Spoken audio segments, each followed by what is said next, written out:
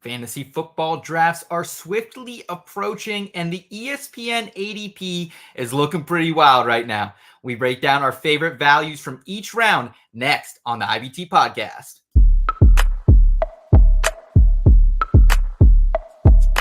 I've been going dummy, out of bounds, putting on a clinic. Stick around, carrots in my hardware. KC, caught him in the crosshair. Look at me, been the guy calling Mr. MVP. Keep your ass on the bench by my MPC. Earn my stripes like I fixed this league. Your dog's on the turf, my dog's in the street. You can find me somewhere in between. Never a dull moment like a movie scene. About to do the ops like I did this beat. Let them keep talking RG3. Coming to you live. This is the In Between Fantasy Football Podcast. All right. It is Tuesday, July 23rd, 2024, and this is the In Between Fantasy Football Podcast, your destination for both a refreshing and feel-good take on fantasy football and NFL gambling. We're just about a month away from the fantasy football season kicking off and the summertime still in the air, so we're going to make every second count. ESPN has been releasing their live draft trends, and it is wild, folks. So if you've been drafting on underdog, sleeper, you name it, doesn't matter. Shit's about to change here as the casual players return here in just a couple of weeks. We'll walk you through our favorite values from each round tonight on the program. We'll also round out the show with a game of Ring of Fire. We'll be joined by Rachel, one of our IBT staff members along the way. My name is Seth Wilcock. I'm absolutely buzzing tonight. And tonight I'm joined by our fantasy football and entertainment betting stooge, Boston's boy, Steve Lawson, back again. How we doing, Steven? Doing great, man. Can't wait to get started. It's going to be an awesome show, as usual. Fuck yeah, I appreciate you making time for us, as always, after your busy life in the ER. So hopefully have a little pause, little time to chill for you tonight, man. We're also joined by a Purdue comm major who's enjoying the summer in the fantasy football space for the first time. Somehow got mixed up with our dumbasses. He's the intern, Big Ripper, Will Star Lipper. How we doing, man? Phenomenal. I'm ready to hype up my favorite players tonight. So I got plenty to say. Fuck yeah. What is it, Will? Just a couple weeks and you're gonna be back in school here? Couple weeks, mid-August. You better be enjoying every fucking last minute of it, man. Like getting hammered up with your friends from back home, showing up at your mom's house at 2 a.m., hoping she's not asking questions and just getting through. But I hope you're enjoying it, man. Oh, I'm taking advantage of the one more year I have of this left. Oh, there you go. Also joined tonight, we have our guy who's I have the pleasure of calling my producer for the last 6 or 7 years since 2018. Kyle Scott behind the scenes. Jim, the world has certainly changed a lot since those last 6 years since we started this journey. So I appreciate you putting up with me for that long, man. Oh, I'm not putting up with you, bud. We're best friends till the end, whether I'm editing this podcast or not. But luckily, it's been pretty easy. So here we are, ready for another great episode. I appreciate it. Kyle's going to be hosting Ring of Fire later, so get ready for that. And can't thank the IBT family enough for all the support over the last couple of weeks. We recently crossed 1.1K subs and recently sold our 100th ticket to Draft Night Out, our live draft party in Canton, Ohio. So pumped up, ready to go. Appreciate everyone who helped us get there. We're going to have a giveaway here in just a couple of weeks when Eric comes back, hopefully next week. And we'll give away that Taysom Hill signed jersey. So excited for that. And we'll have some other stuff coming up here as well. But first, I did want to remind everyone to please check out our friends over at Trophy Smack. We greatly appreciate them powering this episode. Trophy Smack is the premier destination for your fantasy football leagues this season. And here's a little bit more about them. This is what a winner looks like, buddy. Countless hours of studying the game, watching the game, and honoring the game. Only one man can come out on top. Imagine having last year's fantasy team immortalized. Imagine walking into this year's draft party with this hog of a trophy. Trophy Smack changed the fantasy football awards game. However you want, the trophy is how you'll get the trophy. That includes free engravings for all past and future winners. They also have a sweet draft kit that delivers an epic in-person draft experience. Patrick Mahomes, Christian McCaffrey, Jamar Chase. Ever heard of them? Well, they're all in the kit. Shop Trophy Smack today and get your league something legendary to compete over. All right, we appreciate Trophy Smack powering the episode and also appreciate them supplying everything for the winners of Draft Night Out. We got a couple sick rings, got a huge-ass belt this year as well with the IBT Media logo on it. So excited for someone to win that this season. Steve, you've never done a live draft, is that correct? Not for like Draft Night Out or anything like that. So no, I haven't. Okay. Will, have you done a live draft yet? Not yet, no. Okay, well, you guys are in for a fucking treat, man. I think it is by far the best way to draft. So whether it's Draft Night Out, just getting a draft together with your home league or the Scott Fish Bowl, make sure you guys are trying to find some opportunities to get together with some other people in person. Albert saying, good evening, IBT. Good evening, Albert. We appreciate you, brother. And we got Dee saying hello, hello. Good to see you as always, Dee. Thanks for checking in with us tonight. But guys, let's go ahead. Let's jump into things here with a little temperature check and talk about our favorite picks and favorite values of each round of redraft happening right now, rounds 1 through 12, using ESPN ADP here in temperature check.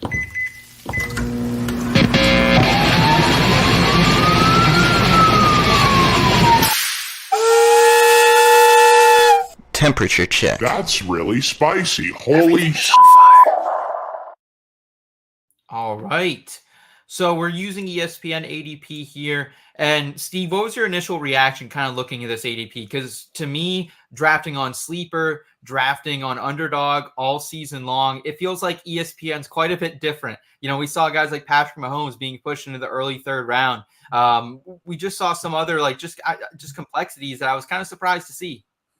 Yeah, ESPN definitely tends to trend more toward the quarterback, I think, in a lot of redraft. And you're going to find that a lot. I think, honestly, ESPN's target audience tends to be the more casual fantasy football player.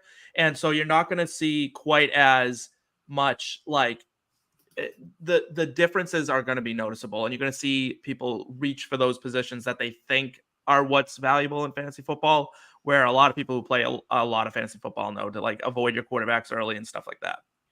I mean, Will, just like for instance here, we have Alvin Kamara going around right around that 3-4 turn on ESPN, pick number 34. And to me, that's crazy. Like Kamara in a lot of sleeper drafts and underdog drafts, he's been going 5th, 6th round sometimes.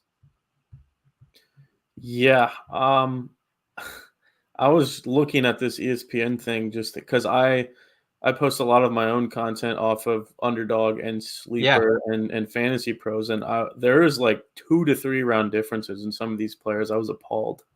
Yeah, it's absolutely crazy.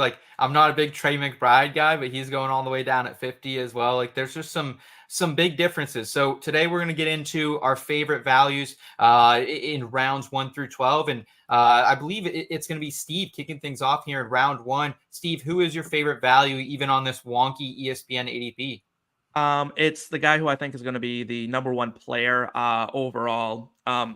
If quarterbacks get a lot of points, I guess, but in my opinion, it's Breece Hall.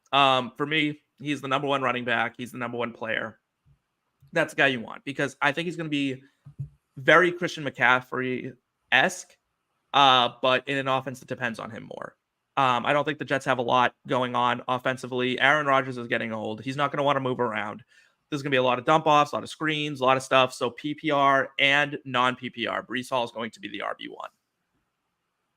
Interesting. Bold claim. Very bold claim here.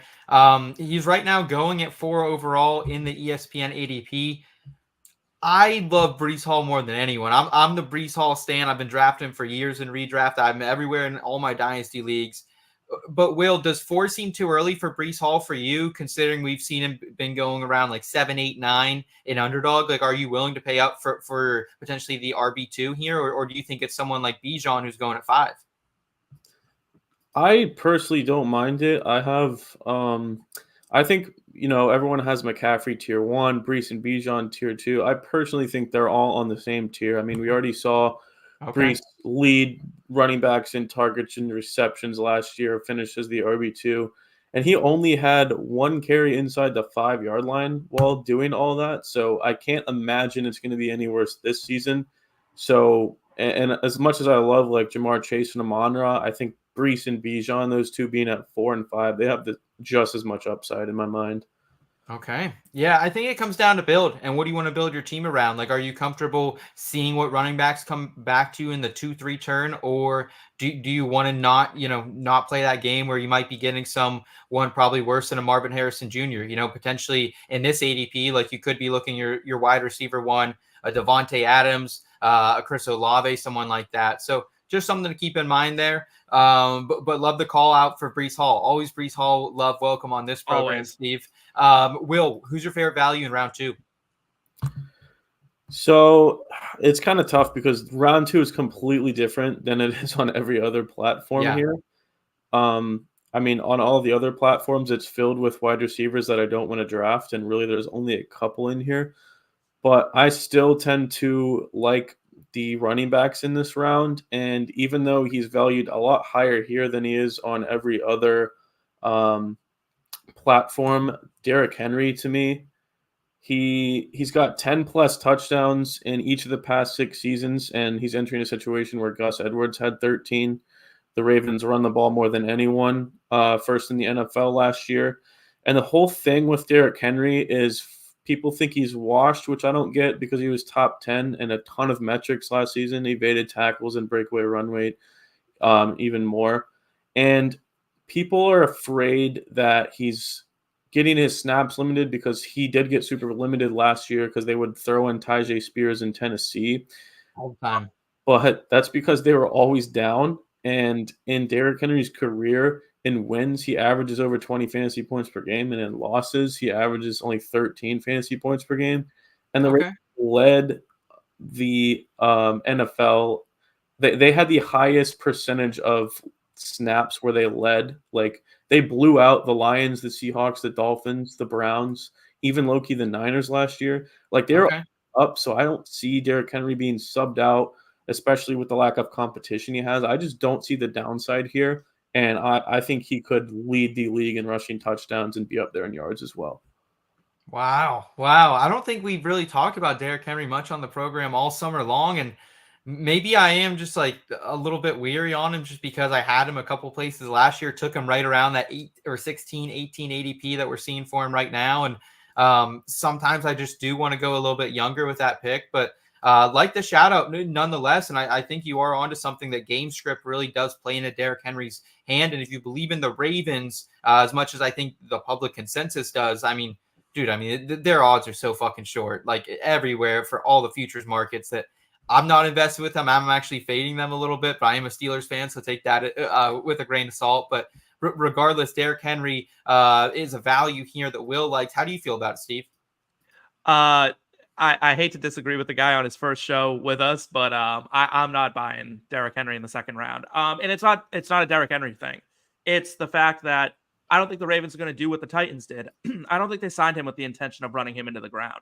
I think they signed him with the intention of him being there come playoff time, because they did not have a guy they trusted when the playoffs rolled around to carry the ball and make those plays when Lamar Jackson needed someone else to do something.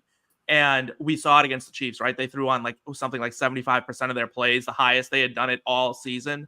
And they're not going to run him into the ground. So when it is a blowout, he'll come out of the game. And it will be some, poor schlub that gets his ass beat in there. And, Lamar's going to vulture touchdowns. He's not going to catch a ton of passes. There's a lot going on in this offense that doesn't support Derrick Henry being the fantasy stud that we're used to. He'll be much more of a real life value than a fantasy value. Interesting. I agree with a lot of what you said there. I will say Lamar Jackson, for whatever reason, doesn't score a shit ton of touchdowns with his legs. I don't know why that is. But needless to say, round 2, Derrick Henry, very decisive pick from Will. I'm going to go to my round 3 favorite value, and it's Drake London. And it's been tough for me all offseason to kind of take him in that second round. I found myself a lot of time on underdog taking him in round 2. But right now on ESPN, going in the late third as wide receiver 15, I'm all the way fucking back in, folks, all the way back in. And this is purely betting on the talent that is now in a better situation to make some plays here. Kirk Cousins, Zach Robinson are calling the shots. He already had nearly 900 yards the past 2 seasons with Desmond Ridder and Marcus Mariota throwing in the ball. I was the low man on London when he came in 2022. I really was, but I think now I'm back in here, Steve. How do you feel? How do you feel about Drake London? I think right now, like, there's just not a lot of guys in the league who can go 10 for 172 like he did last year. I think we also just lost Will there. Steve, your thoughts? Honestly, anyone who's listened to me on any podcast in the last, 2 months knows my stance on Drake London. And it's bad. It's bad. It's bad. It's bad. Because you're like, oh, the talent. What talent? Bro, like, what am I missing with Drake London? Let me tell you, this man averaged 2 yards of separation. That was the third worst in the NFL last year of 111 players that qualified. 2 yards. That is nothing. That man was giving absolutely no room for his quarterbacks to fit the ball in. It was not a Desmond Ridder, Marcus Mariota problem. It was 1,000% a Drake London problem. No way. You're on drugs. 2.2 yards of separation. He cannot separate. There is nothing. There's no talent that is not being utilized here. This man is a jump ball player. That's all he is. That's all he will be. Listen, it's interesting because I never thought he was as great of a route runner as a lot of people said, but still, like, this is one you watch the tape. He doesn't need a lot of separation, man. Third He's a worst big yard after catch type of wide receiver. Sometimes they don't need it. So, to me, I like advanced metrics, Steve. I'm a big advanced metrics guy, but sometimes I think you're kind of like they can also show things that maybe aren't truly there. And sometimes there's some discrepancies. And I think this is one of them. Will, we got you back here. Where do you weigh in on Drake London? I'm in here at end of the third round on ESPN. Like I said, I've been taking him in the second. So to give him the third feels like a value. Steve's all the way out saying he's a no good separator, jag type of player. In general, with him being valued at the beginning of the second round and most other platforms, like I keep referring to, that is where I'm like, wow, that's crazy. He's never finished as a top 30 fantasy wide receiver, and now all of a sudden he's almost into the first round. That one I can agree with, but falling to round 3 with the people going around him, I can see the upside here with Kirk Cousins, especially with Arthur Smith being gone and Morris and Zach Robinson being in there. I understand he hasn't done as much. He's had some of the most uncatchable targets out of anyone the past 2 years in his career. So third round is okay for me. I can understand it there. I personally drafted him last year, so it's hard to look at him and get excited about him this year. But third round, I think is a good pick. Okay. All right. Well, third round, Drake London. That is my favorite value there. And honestly, like, I was hoping I could maybe say Kelsey or Pat Mahomes, but on ESPN, like, the Chiefs are going to be the Chiefs and they're going to get pushed up the draft board. So I think that's really kind of what it came down for me here. Drake London, like, I don't hate him. Nico Collins in the late third, I can do too. Those are probably like my only two that values on ESPN. Kind of hate the fucking third round on ESPN. It's a bunch of shit pushed up. Steve, where do you stand here with round 4, my friend? With a guy who should be a third round pick, and that's DeVonta Smith.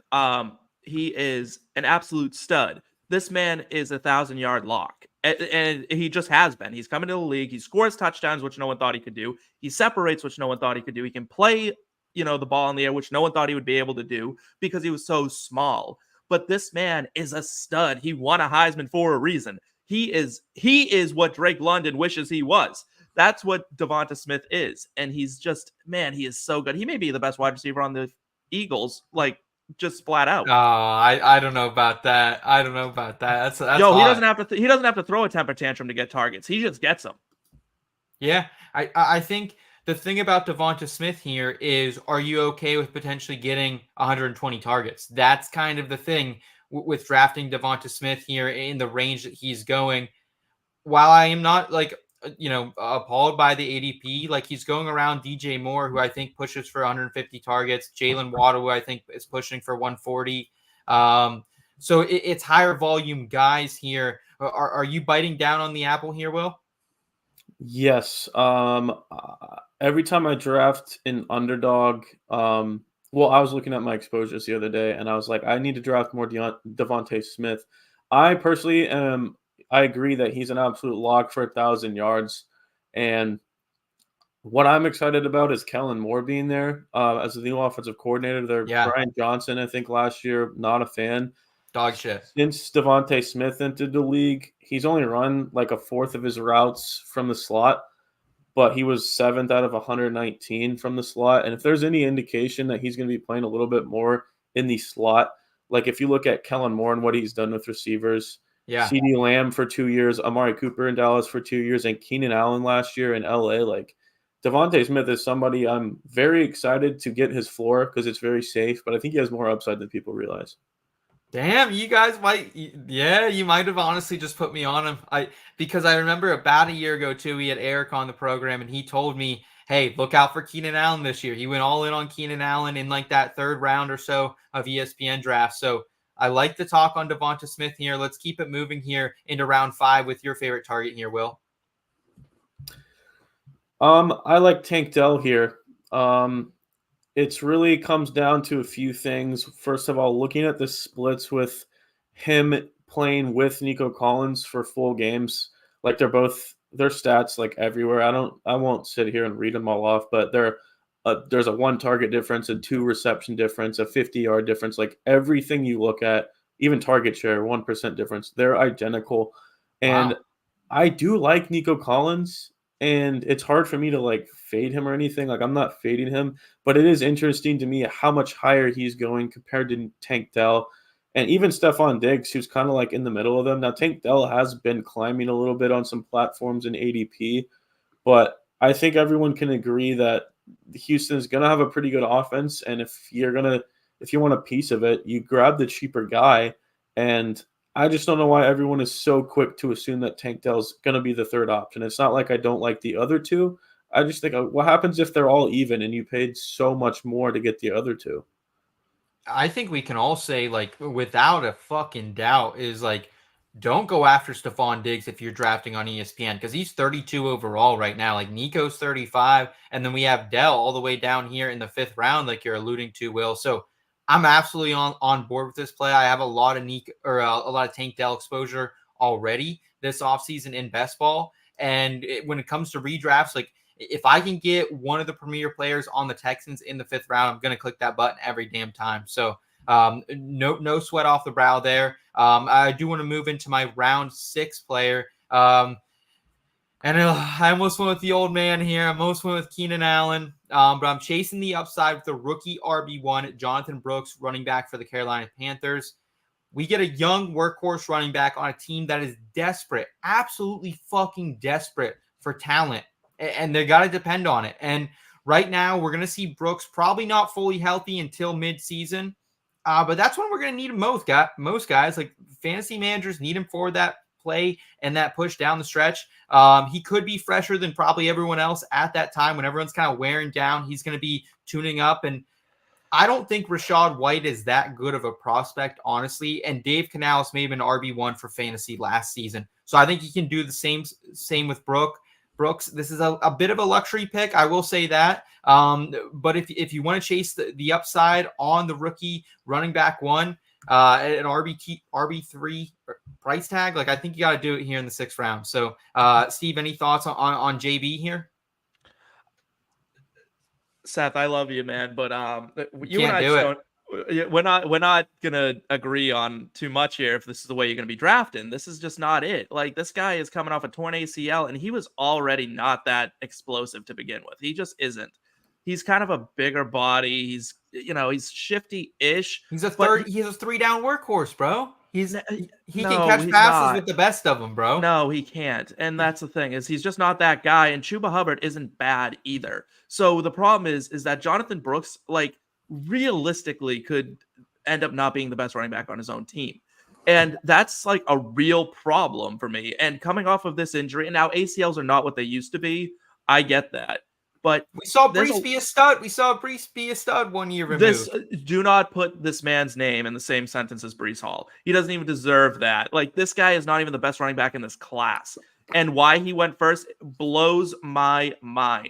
Blows my mind that this man went as high as he did. Obviously didn't watch a lot of Texas games because this guy was fucking ripping. It was Texas. It's the Big 12. Everyone's ripping. I That's a mean, good point. That's there's fair. no That's fucking fair. defense being played. That's fair. That's Like, fair. Very fair. come on. Like, it just isn't for me. Jonathan Brooks isn't for Okay. me. I'm just not that guy. Will, are you a little higher here on Brooksy?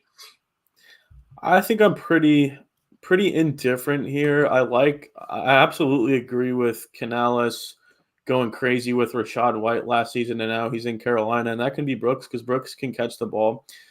It's tough because you look at it as early as this is sixth round. It's like, oh, I mean, there are some other guys here that I really do like David Montgomery or James Conner or T. Higgins. some of those guys that are going to be T. starting for the entire season. Yeah. And Jonathan Brooks, I think it's like we'll look at it in week 8 and be like, what the fuck were we doing with that pick? Like, seriously, Yeah. sixth round. But you look at it in week 17 and it's like he might have went off a little bit in the last 5 weeks. So I'm a little bit indifferent. There's guys I prefer, but I don't mind the pick at all. I'm gonna be honest. You guys are talking me off a little bit now, especially at the 6th round cost. Like I've been getting I guess on underdog 7th, 8th, so that feels a little bit better. And I think for me, it's just like I just don't trust a lot of the guys in this round, if that makes sense. Like we have Keenan Allen, who I love. I have a lot of Keenan Allen exposure across the board, but I mean, he's a guy who tends to miss games at the end of seasons. Same with James Conner. Same with T. Higgins. Like this, Kyle Pitts. Like this entire round feels like a bunch of guys who could be hurt at the end. So you want the guys coming off the torn ACL? I want the guy who might be around at the end. So I think that's why that man wasn't around at the end of his own season last season. Hey, that was go back. It's all right. That's all right. But I like the call out there regardless. And hey, I got to be on my I got to call it on my bullshit as well. So I appreciate you guys doing that. Round 7 here, Steve. Who do you like? Easy, Chris Godwin. Now, we finally heard that he's going back to the slot. We have not seen Chris Godwin really get unleashed in a few seasons, and now we're getting him at a discount. And this is just absolutely phenomenal because the man's going to go back to the slot where he dominates. He truly dominates from the slot. This is a guy who not too long ago was the number 2 wide receiver in football, Yeah. and he's never slowed down. Like his targets have gone down, the quality of targets have gone down, but it's because he was being used in a way that didn't make sense. Because if you have Mike Evans on the outside, why would you put Chris Godwin on the other side rather than utilize him in that catch and run situation that he's so good in? Chris Godwin also was maybe the most unlucky wide receiver in terms of touchdowns last year. Like it was abysmal the way that he didn't get into the end zone. It was, what did it take, like 8 weeks or something for him to score his first one?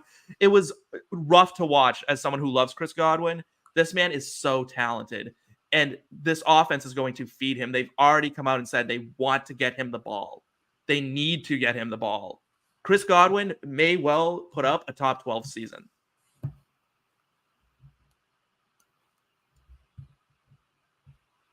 Maybe I am sleeping on Godwin a little bit, guys. I'll be honest with you. 1,000-yard receiving seasons in 3 straight years. So, yeah, I don't hate Godwin there at all. We got Didi in the chat saying, absolutely love the IBT family. We appreciate you, Didi. Thanks for the super chat of $50. Greatly, greatly appreciated. We'll definitely put that to use here at Draft Night Out and in Canton in a couple weeks. So thank you so much. We love you as well, Didi. All right, let's move on here to round 8. Who do you like in round 8, Will? It took me a little bit to come up with one here. I think there's a couple of guys I was like, I like the picks here, but there was nobody I was extremely excited about. But, however, I do believe Raheem Mostert is being drafted very, very low. Yeah. Scoring 21 touchdowns, it's like, okay, well, obviously that's not going to happen. He's he's a pretty old running back. Like, there's no way he does that again. And he was RB5 and I think RB2 in points per game. And then it's like, all right, let's just drop him down outside the top 25. Like, that's a little crazy because this is still a top 5 offense. And yes, he's 32, but the tread on the tires is not there like a normal 32-year-old would be because he bounced around practice squads for a lot. I mean, his attempts by year, 0, 1, 6, 34. He's only had 4 years with over 100 carries.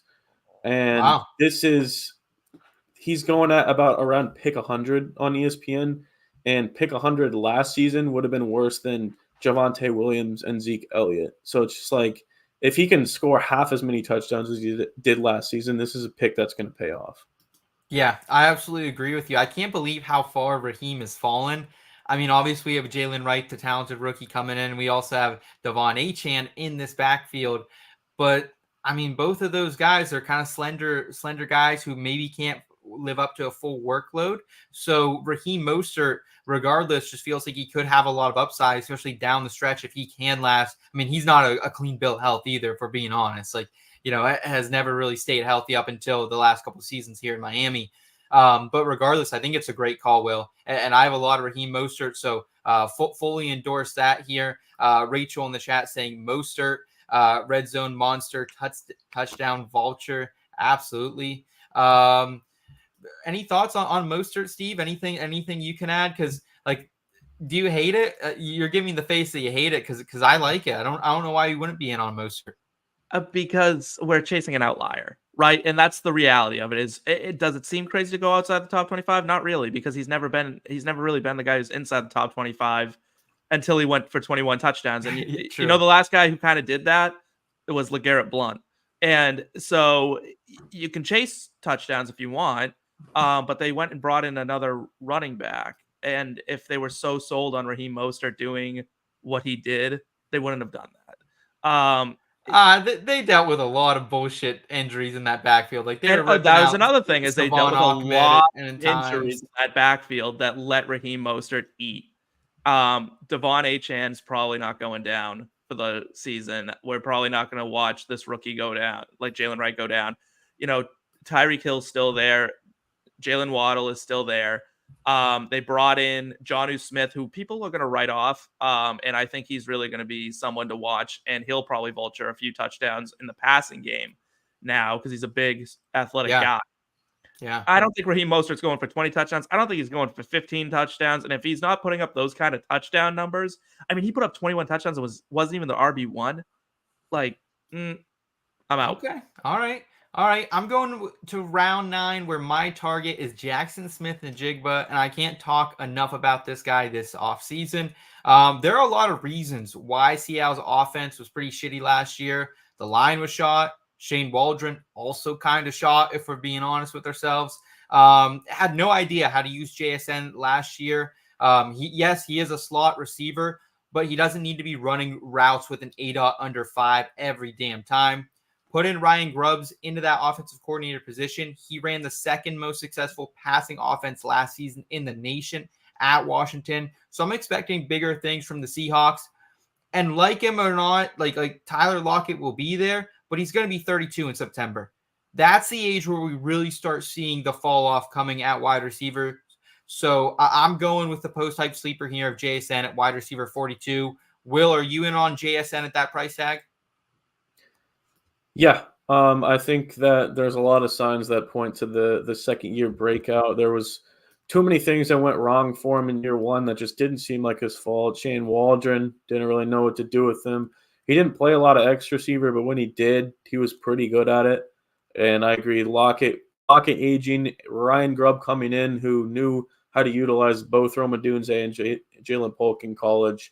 I think there's a lot of good signs pointing to this. Even if it's not a breakout, I think it'll be a good value. Okay. All right. Round 10, what do you have for us, Steven? It's your last pick of the night. My last pick is going to be I'm going quarterback finally, right? And it's quarterback. It's Jayden Daniels. And this man could very well be the QB1 on the season. Whoa.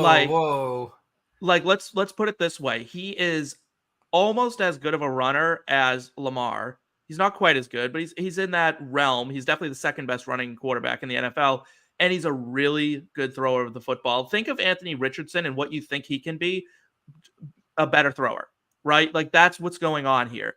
And Jayden Daniels is he's surrounded by weapons. They're going to use him, right? Like there's no world where he doesn't rush for 500, 600 yards, maybe 700, maybe even goes for 1,000.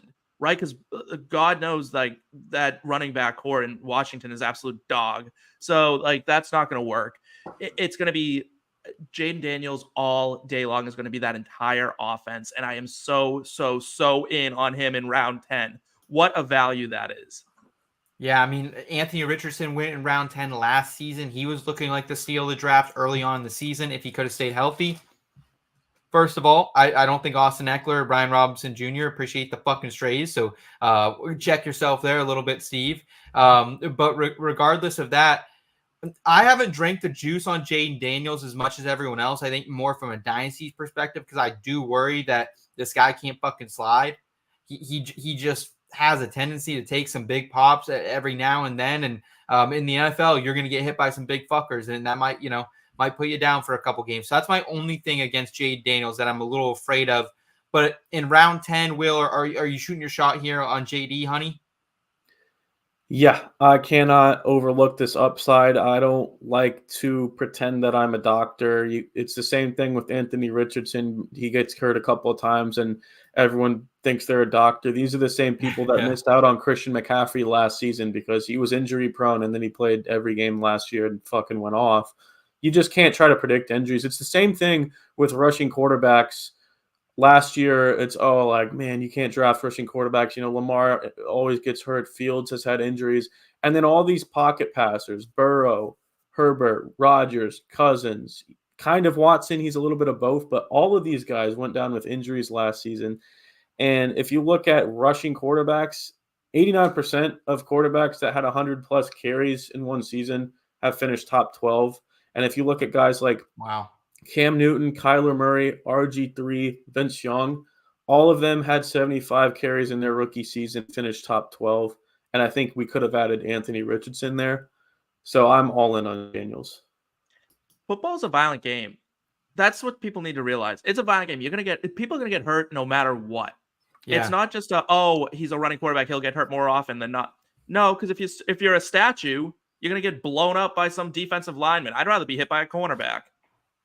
I think the only thing I'll say about that, and you're 100% on point, both of you guys, is if you're going to take Jayden Daniels, either I think you need to have something in your back pocket, whether that's a quarterback I'll talk about later, or just someone later in the draft that you can have it in case something does go wrong, and just keep your head on a fucking swivel. Like last year, I had Anthony Richardson in a ton of leagues, and I know 2 leagues. Like one, I won with Gardner Minshew by the skin of my teeth.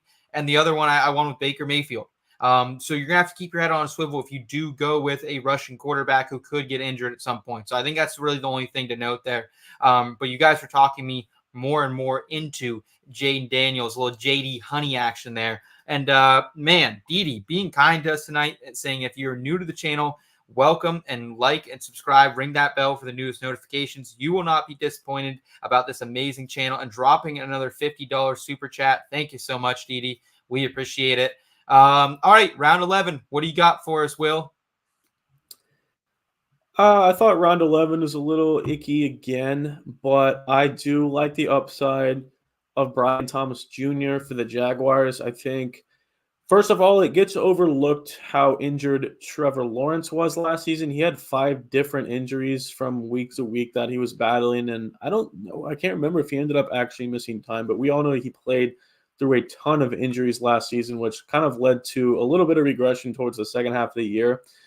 But Brian Thomas led all of college football with 17 receiving touchdowns last season, and Calvin Ridley was top 3 in red zone targets last year with 25 and ended up scoring 8 touchdowns. The Jaguars have the 5th most vacated targets, and there's a really there's a reel out there on Twitter that Ian Hartitz, I think, is the creator of it. But it's a little mashup of about 15 drop touchdowns by the Jaguars last season. Like they were just dropping touchdowns left and right. So me personally, I'm all in on this Jaguars passing offense. I think Christian Kirk will be the guy here. Will be the number 1 guy. But I think Brian Thomas will be the touchdown guy, and I think he's a decent value here, a little bit of upside. I'm going to be honest. What I saw off of Brian Thomas Jr.'s tape last season tells me that, hey, he could be just as serviceable as Calvin Ridley was last season in the Jaguars offense. Because like you said, Will, like it felt like whether he was dropping balls or stepping out of bounds in the red zone, that there was a lot of missed opportunities and fantasy points left on the board from Calvin Ridley. So I think if BTJ can fill even 90% of that role and you're getting him here in round 11, it's a good value. So I'm on board there with you. I'm going to round this out with my round 12 selection here. I'm going with him, the man that the Detroit people can't stop screaming his name, Jared Goff. Jared Goff, QB Detroit. And I get it, not a sexy pick at all, but Goff has been a QB1 the past 2 seasons in Motor City, played all 17 games the past 2 years as well, and averaged over 17.5 points per game last year. Ben Johnson's back. All his weapons are back. The protectors are back as well. Plus 14 of their 15 first games this season, Detroit, are going to be indoors. That's where Jared Goff completely excels. So I think you could be getting like a mid to back end QB1 here at QB 17 overall on ESPN in the 12th fucking round. So sign me up for a little Jared Goff here. I think if you want a guy like Jayden Daniels, turn around 2 rounds later, grab a Jared Goff here. So you have some flexibility early if you don't trust Daniels off the rip and want to throw Goff in there in some home non-division games and see what happens. So thoughts on a little Jared Goff action here, Steve? I don't hate it. I mean, in round 12, I mean, what else are you going to do, right? I mean, if he's there and he's proven that he can put up numbers, and if he's playing that many games indoors, that's pretty great. That's weird that many games are indoors because, like, that's a strange schedule quirk. But you know what? Like, take advantage of it. And we know the Lions are going to throw the ball. I mean, they've invested in the wide receiver position. He has weapons everywhere, and he has 3 different players who are likely to take it to the house on a simple screen pass. Go for it. And you asked the question, what else are you going to do here in round 12? Curtis Samuel, Tyler Algier, Cole Kmet. Like Darnell Mooney, defenses. Like, that's kind of where we're at. It's trash is what it is. Like, let's just call it what it is. I like Rashid Shaheed and maybe Jacoby Myers. Those were the other guys I could consider there. But yeah, Jacoby Myers should be insulted that he's in with those guys. How do you feel about Goff? Are you getting back in the kitchen here in the Motor City, Will? Well, yeah, especially with those guys that you named. But with him being QB7 last year, Ben Johnson, I think, is the key. If he would have accepted a job somewhere, I might have been a little bit worried, but there's so much here. They only lost Josh Reynolds. They should still be top 5 in scoring. It feels like he's being drafted like damn near below his ceiling. Dude, like in the ESPN ADP, we were talking about like some weird fucking discrepancies. Aaron Rodgers is QB 14. That's 3 ahead of Jared Goff. Like, that's insane. That's almost like 3 rounds ahead of him. Makes no like, you can tell that's the casual player there though, right? Because ESPN players draft for names. They draft names, not situations. Yeah, I mean, I don't want to categorize anyone because, like, we appreciate everyone from the casual to the experienced player at this channel, and everyone's got to start somewhere. But definitely some discrepancies here. So I think Jared Goff going down at QB 17 is one of them. So I'm on board with Jared Goff there. And let's go ahead, guys. We're going to shift gears here, and we're going to round out the show, and we're going to get Kyle on screen here in a minute, as well as a special guest here. So let's kick it off with a little bit of Ring of Fire.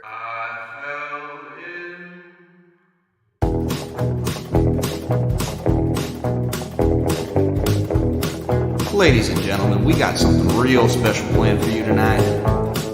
This is the Ring of Fire, featuring our special guest, Kyle Scott.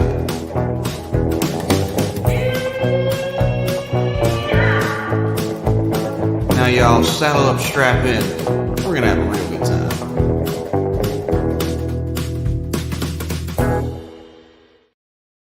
All right, Ring of Fires are not overly clever game. We combine some drinking, some trivia, different things happening over here at IBT.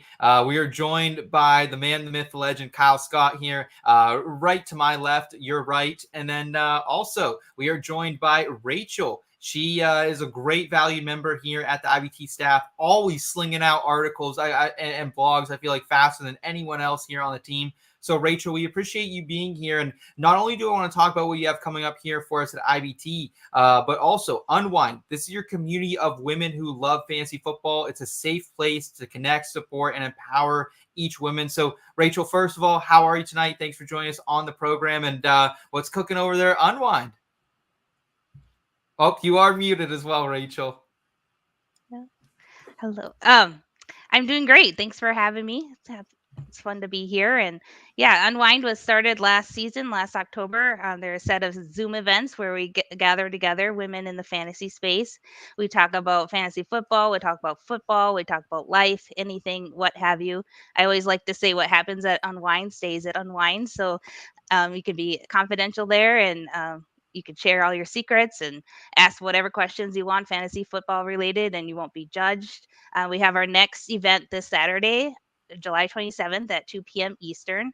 So if you're a woman in the fantasy space and would like to join, reach out to me at Tootsie Pop 6, or we also have a Twitter handle, UnwindFF is the official Twitter for Unwind, and we'd love to have you join us. Fuck yeah, we appreciate it, Rachel. And man, we need more places in the fantasy football community that support women and empower them like Unwind. So we appreciate everything you're doing over there with them. And can I ask you this? Like what brings this idea of Unwind together? Like what started? What was the first thing that popped in your mind? Like, hey, we need this in the community. It basically stemmed from after the Fantasy Football Expo last year. I was missing all my friends, missing my girlfriends, missing Hema Martinez in particular. And I was like, I can't wait a whole year to see her again. And so I had the idea, let's do these Zoom calls and just bring all the women together. And we're from all across the United States. And we also have some women from the UK. We have Crystal in Italy. We have some in Mexico that join us on occasion. And it's just incredible. It's awesome. I know a lot of the IBT family members are over there, each and every one as well. Katie, my girlfriend, I know she's plugged in to the Unwind events, as well as our girl Ariel Trash Sandwiches. And even I've heard that from time to time you got Stephania Bell, winner of the most recent Game Changer Award at the FSGA conference, stopping by occasionally as well. Yes, definitely. She has joined a couple times. We had Lindsay Rhodes join us a couple times. We've had 72 different women that have attended at least one Unwind event. And so we're continuing to grow, and it's really exciting. Hell yeah. And Kyle, fear not. There's also some mixer events. You can get in there as well. I know Joey Wright's mixing it up over there. I saw him. I wasn't able to catch the last one, but I know you're putting some mixers together as well, Rachel. Yeah, I do Huddle Up, which is a co-ed Zoom. So it's not part of Unwind, but it's the same basic premise. But yeah, so to kind of mix it up and bring just more people from the community together. Hell yeah. Well, I appreciate it. You had a dominant run on Front Yard Fantasy here just last week. So, Kyle, can you introduce what Ring of Fire is and kind of how we keep track of things over here, if we do at all? Yeah, so Ring of Fire is a classic college drinking card game. I'm sure Will is very familiar with it at this point. It's pretty simple. You pull a card. The card corresponds to a question or a prompt. I'm going to ask you something. You're going to have to give me your thoughts or try to answer something. And if you get it right, you get a point. Let's go. This is the first time we're ever keeping score. Rachel messaged me today. She's like, I'm going to win. And I was like, yeah, we need to start keeping score somehow for this. So we're definitely going to. And hey, Kyle, just for you in the chat here, Didi dropping you a super chat of $20. Kyle, next time I'm out in the Berg, I'll take you out for a Manny sandwich on Didi. How about it? How about it? I was going to say, I better see that in my next paycheck. Yes, absolutely. Let's go ahead. We're going to pull up the deck of cards here. And so as Kyle kind of alluded to, each card has a different prompt. So we're going to go ahead and flip this first one. Kyle, number 10, what do we have? Oh boy, 10 is categories. That's unchanged from the original game. 10 was always categories when we played. So it's you name categories until someone can't. So like cars, keep going until someone can't name a car, something like that. So Rachel, since you're the guest, would you like to come up with our category? Okay, I don't know why this came in my mind, but types of bread is. Ooh, good one. Kyle, get us started, man. Send it. Throw out a type of bread and send us down the line to Steve, and we'll wrap back around to me then. I'm gonna throw out pumpernickel first. Good play. Okay. I'll go to wheat. Banana bread valid? Yes. Me. And then Yeah. focaccia. Never even heard of that bread, but appreciate nonetheless. I'll go rye. Everyone's got a little Reuben action there. Give me some rye bread. What do you have, Kyle? I was gonna go with rye. I will go with sourdough. I'll go with multigrain. Ooh. Oh, was pumpkin said? No, I was gonna say No? that though. I was gonna say that, you son of a bitch, Will. Rachel, what do you have? Do you have? How about ciabatta? Is that where?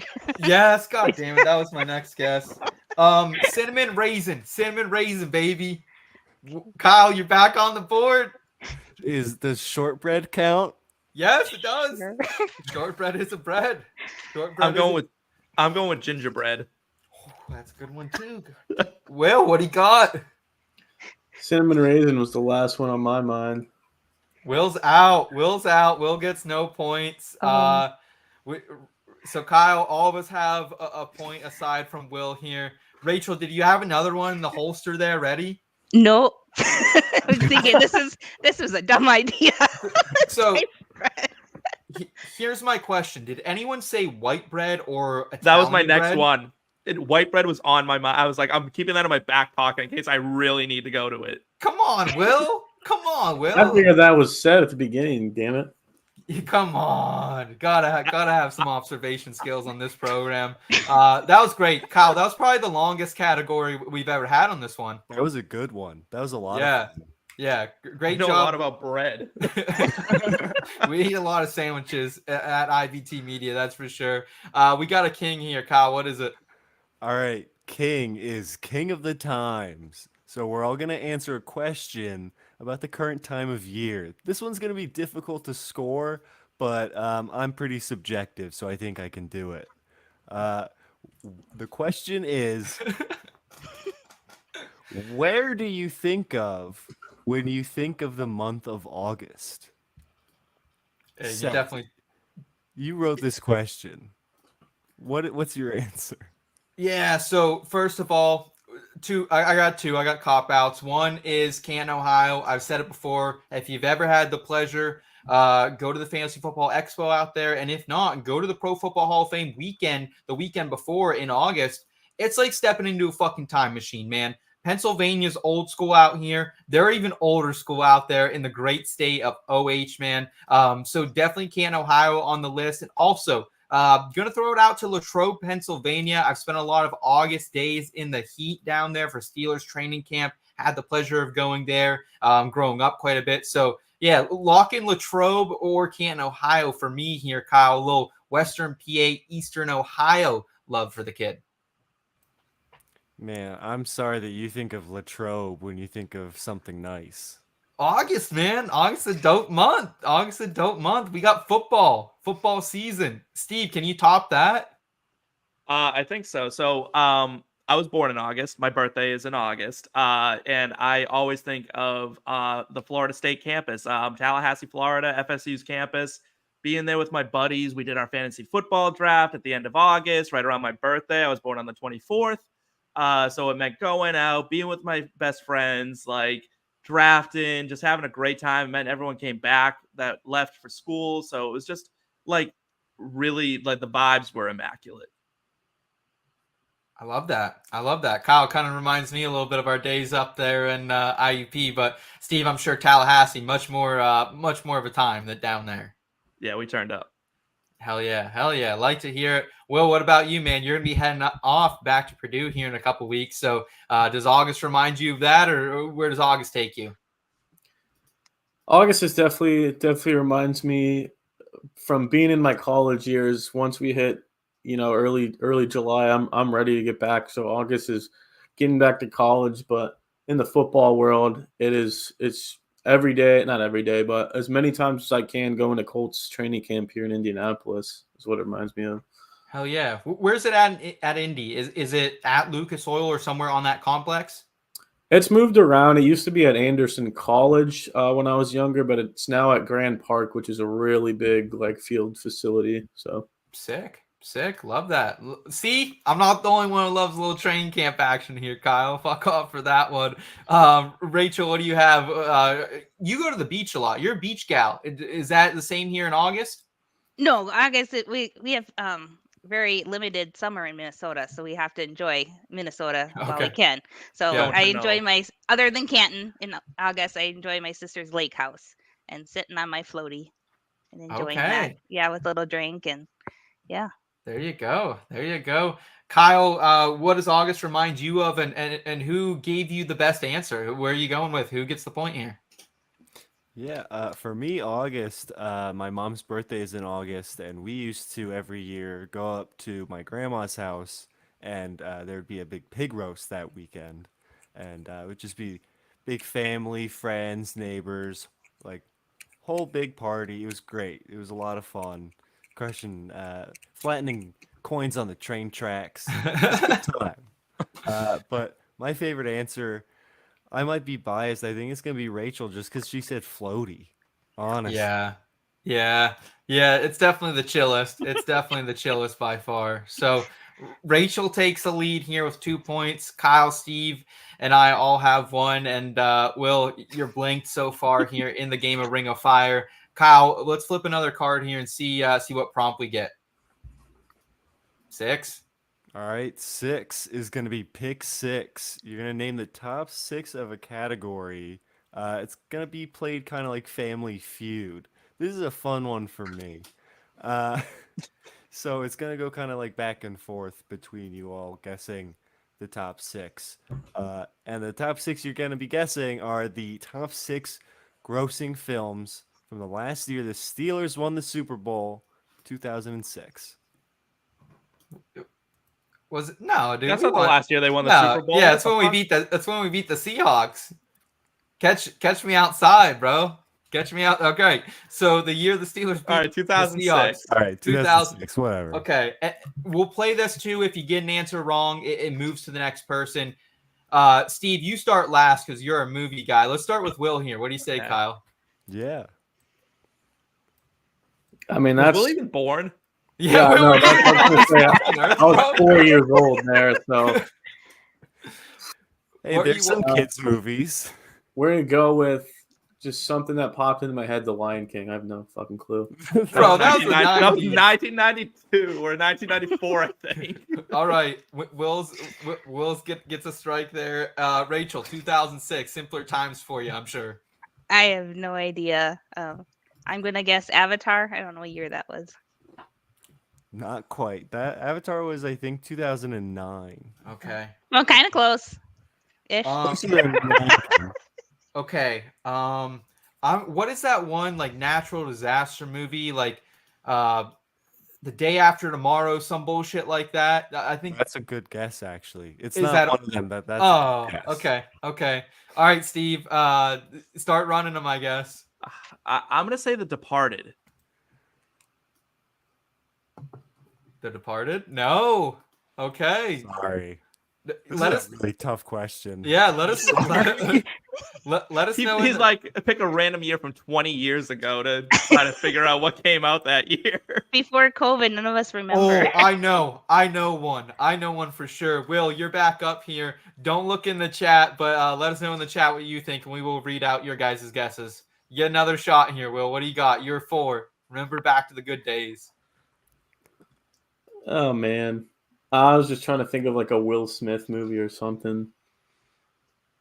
Bad Boys? You're gonna throw out Bad Boys? Yeah, Itch? we'll throw Bad Boys. Fuck, I don't know.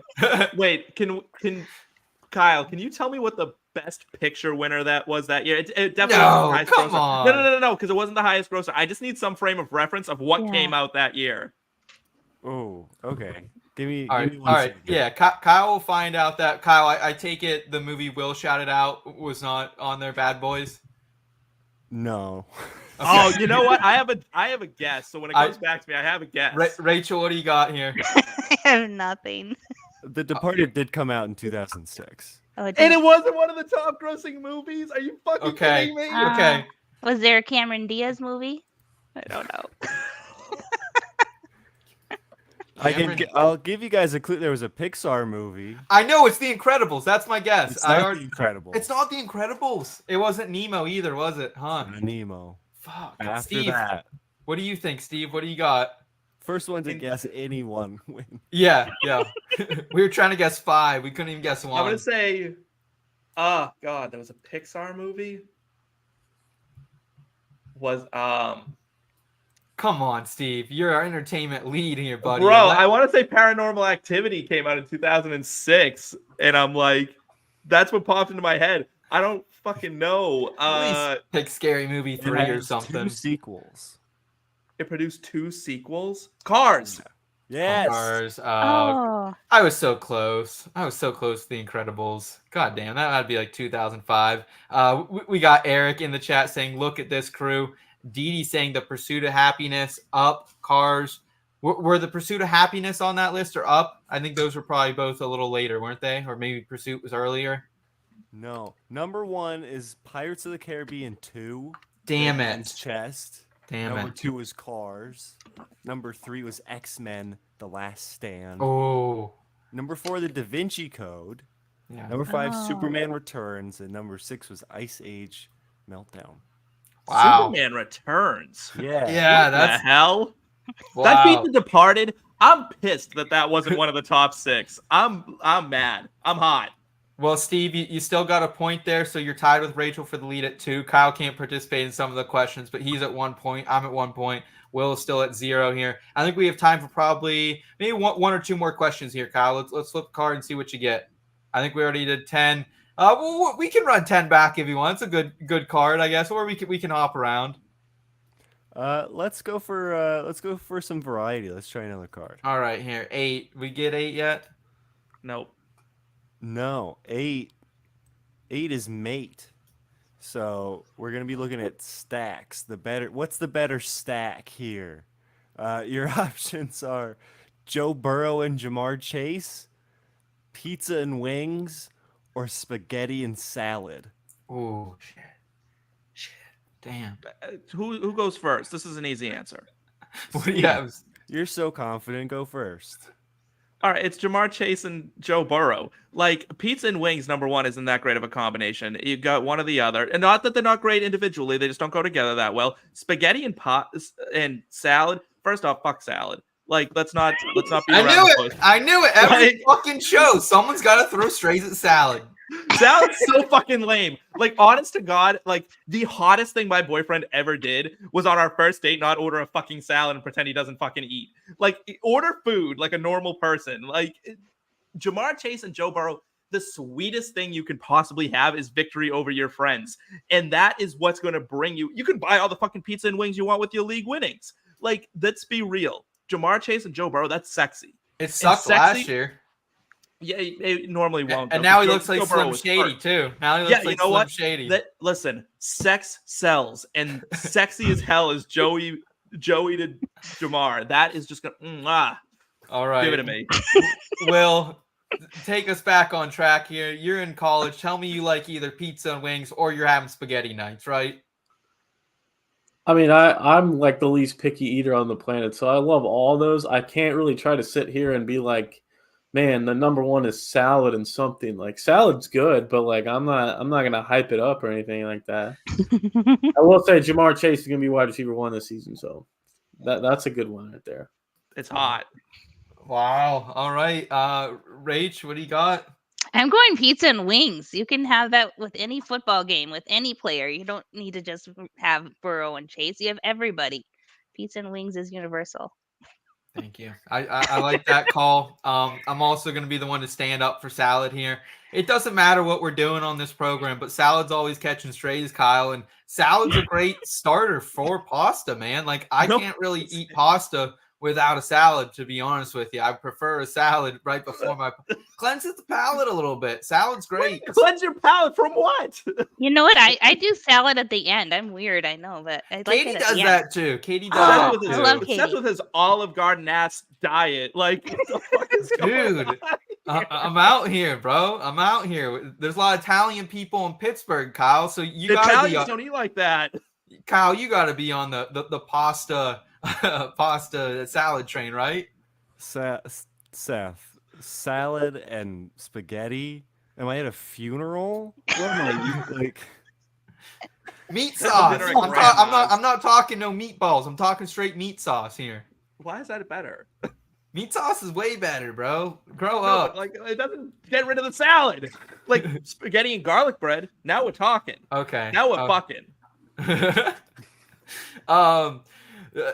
We got He likes it at the end too. yeah, saying salad at the end is fire.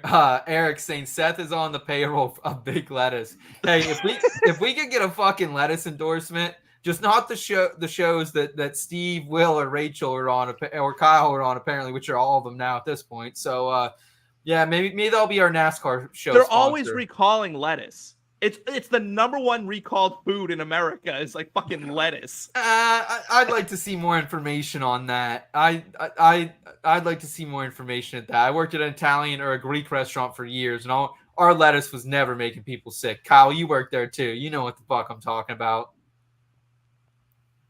I mean, he has a point. The Greek leafy greens.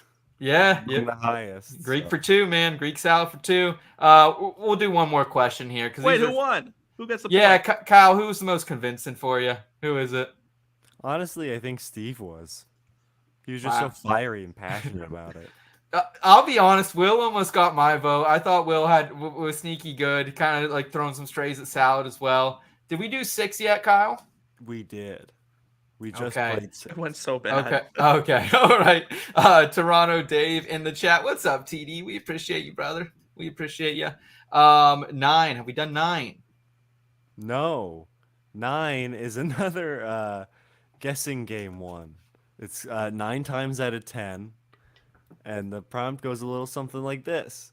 9 times out of 10, Seth's getting after it with some Busch Lights. What were the other 9 most bought beers last year? Seth, you love drinking beer. What do you think? What do you think other people are buying out there? Well, it is 2023 last year, now 2024. We're a little more health conscious nowadays. We're trying to cut down on some calories. So I think it's going to be more light beers in the picture here. I'm not going to take Bud Light because I don't know if people were drinking a ton of them last year. I was still drinking Bud Light when I could. Give me some a beer who they're paying up for their spokespeople. They're doing well right now. Mick Ultra. I think Mick Ultra is in that list. Can I get a little Michelob Ultra here, Kyle? Mick Ultra is number 3 on the list. Good start from Seth. Okay. So should I keep going or should we pass it now?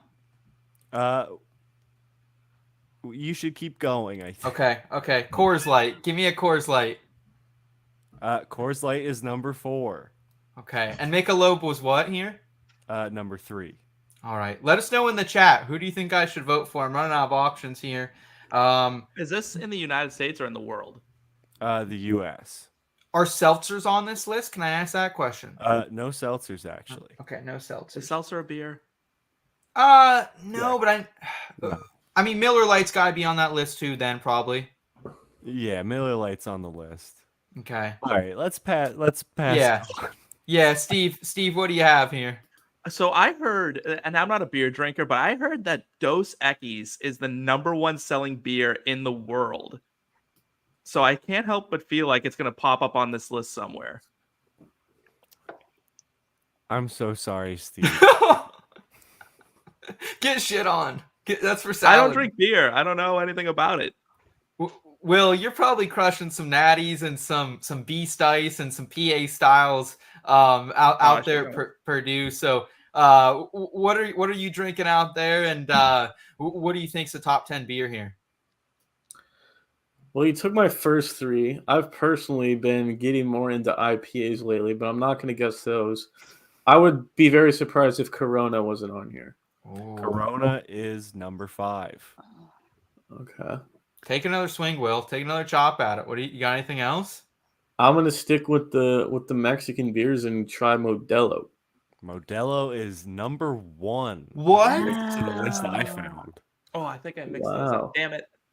Wow. So, That was probably the most surprising one for me. Okay. I know I would never have guessed that. Rachel, you got any we haven't touched on so far that you can throw in? I don't. We said most of the ones I know of. Pilsner, is that one right? I don't know. That's a type of beer, I think. I think so, but probably not common. Pilsner.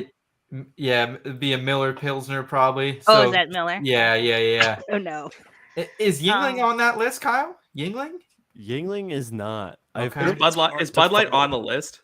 Bud Light is number 2 on the list. Okay. Yeah, I knew like the sales and what about PBR? All the broke college kids. No. Rachel, what do you think? You got one more shot. 3 more left. No, 3. Oh, is there a dark beer on there? I don't know. I only know like Michelob and Coors. That's all that I know. Yeah, I don't know, Kyle. Read them off to us, man. What do we miss here? All right. So the ones we missed were number 7, Budweiser. Yeah, Oh. Bud Heavy and Bud Light. Makes sense. Then number 8, Natty Light. It's all those college Those kids. natty putting up the daddies. Numbers. And number 9, Heineken. Oh, that's right. Heineken. Okay. You need to drink out of a green bottle. Yeah. You should have got Natty Light, bro. Come on. That's like the college That was my beer. next guess. Yeah, I thought that would make its way up there. All right. Well, fair enough. I think it was a 3-way tie here, honestly, for the top spot, Kyle, or a 2-way tie at least. So I wasn't on it. I think you were. I don't know. So no one wins this game yet again. We have no winner of Ring of Fire for the foreseeable future. Dee Dee saying she's drinking Coors Light. I appreciate that. That's a good call. I try to drink that sometimes when there's no Busch Light around. But guys, thank you so much for everyone tuning in tonight. If you're new to the channel, please hit subscribe. We're live here on the IBT podcast, your destination for both some feel good and refreshing takes on fantasy football and NFL betting. Tuesday night, 9:30 p.m. Eastern time. We also have our PGA show on the program, and as well as our NASCAR program on Thursday nights. And Steve, I know you're cooking up a little something, but we're not going to throw that out quite yet. So tell us what you have going on here in the next couple weeks that we can best support you, man. You know what? In the next couple of weeks, I'm hoping to put out a few articles that hopefully will hit pretty cool. Get some audience views there, and then find me on Twitter. I'm always there, always riling up the Drake London lovers or whatever, whoever in salad people. Drake London and salad, like what a fucking flop. Yes, absolutely. Well, we appreciate being here, Steve. Will, I know you're doing content with some other places as well as your own channel. So plug that, man. Where can people find you? Yeah, I do some content for a couple other companies, but my personal stuff is all under the name Fantasy Fortune, primarily Instagram, a little bit of TikTok, and a lot of YouTube videos. So fuck yeah, mate. Open up a new tab here, guys. Fantasy Fortune, follow Will and everything he's doing over there. And Rachel, how can we best support you and the entire Unwind community, my friend? Yeah, so we have the next Unwind event this Saturday at 2 p.m. Eastern. You can reach out to me at Tootsie Pop 6 or at Unwind FF.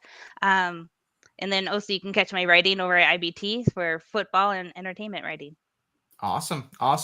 Well, Kyle, thank you again for hosting tonight, man. Putting up with my fuckery once again here on Tuesday evening. Greatly appreciate it. Thank you all for your time in the audience. Make sure you guys check out all the amazing content that these people are producing for the channel, for the website, and enjoy what's left of July here. And we'll catch you next Tuesday. Until then, y'all know what to do. Keep it in between. Thank you.